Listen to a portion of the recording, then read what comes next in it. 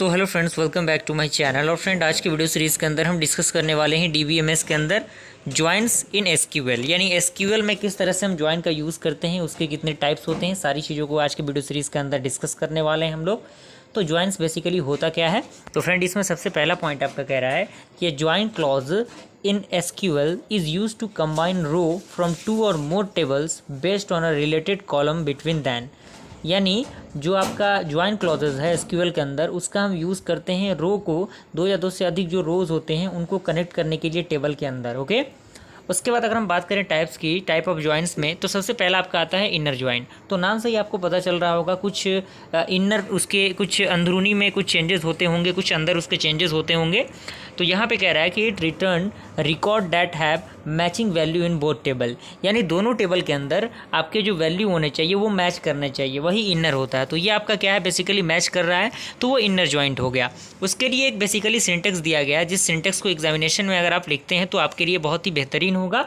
और काफ़ी बेसिक सा सिंटेक्स है ये, जिसमें आपको किसी बुक का जो पब्लिशर होते हैं उन पब्लिशर के बारे में डिस्कस करना रहता है, उसका जो बुक का टाइटल होता है, उसका ISBN नंबर जो होता है, वो सारी चीज़ें इसमें ऐड करनी होती हैं। ओके, देन उसके बाद आपका आता है आउटर ज्वाइन।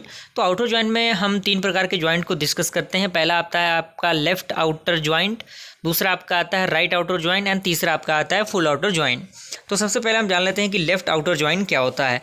तो इसमें पहला पॉइंट कह रहा है कि it returns all record from the left table and the match record from the right table, यानी ये रिटर्न करता है सारे रिकॉर्ड से लेफ्ट टेबल के। यानी ये जो देखिए, ये क्या है, ये आपका लेफ्ट टेबल है जो मैच हो रहा है रिकॉर्ड टेबल के राइट टेबल से। ओके, उसके बाद आपका है फुल आउट, आपका जो फुल आउटर ज्वाइंट होता है। तो इसमें कह रहा है कि it returns all the record when there is a match in either left or right table, यानी या तो लेफ्ट में या तो राइट में आपका होगा, तो वो फुल एडर जो फुल आउटर ज्वाइन होता है उसको रिप्रेजेंटेट करेगा।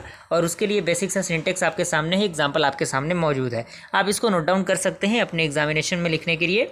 उसके बाद इसी के अंदर आपको पढ़ना रहता है नेचुरल ज्वाइन। तो इसमें सबसे पहला पॉइंट कह रहा है कि natural join the two tables join on a column that have the same name, यानी नेचुरल ज्वाइन के अंदर जो दो कॉलम्स होते हैं टेबल के, वो ज्वाइन होते हैं एक सेम नेम के द्वारा, यानी उनका जो नाम होता है वो सेम होता है। सेकंड आपका इसी के अंदर पॉइंट कह रहा है कि it performs an inner join with less command, यानी ये जो होता है नेचुरल ज्वाइन, वो परफॉर्म करता है इनर ज्वाइन को लेस कमांड, यानी कम से कम कमांड में हम इसको क्या करते हैं, डिस्क्राइब करते हैं। And there is no need to specify the column that are same in both table, यानी ये स्पेसिफाई नहीं करता कि जो आपका कॉलम्स हो वो सेम हो बोथ टेबल्स में, यानी दोनों टेबल्स में।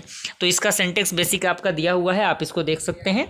और सिंटेक्स के जस्ट बाद आपका पॉइंट कह रहा है कि it is useful only if primary and foreign की हैव द सेम नेम, यानी ये यूजफुल तभी होगा जब आपके प्राइमरी और फॉरेन की क्या हो, अगर आपके सेम नेम के हो तभी। एंड सेकेंड पॉइंट कह रहा है कि if name changes coil will stop working, तो जो आपका नेम अगर चेंज होगा तो वो क्विकली क्या करेगा, अपने जो वर्किंग है उसको स्टॉप कर देगा। तो यहाँ तक आई हो पूरा प्रोसेस आपको समझ में आ गया होगा वीडियो। तो यहाँ तक अगर आपको वीडियो पसंद आया, समझ में आया, तो लाइक ज़रूर कीजिएगा। जल्दी मिलता है ऐसे इंटरेस्टिंग वीडियो के साथ, तब तक के लिए थैंक यू।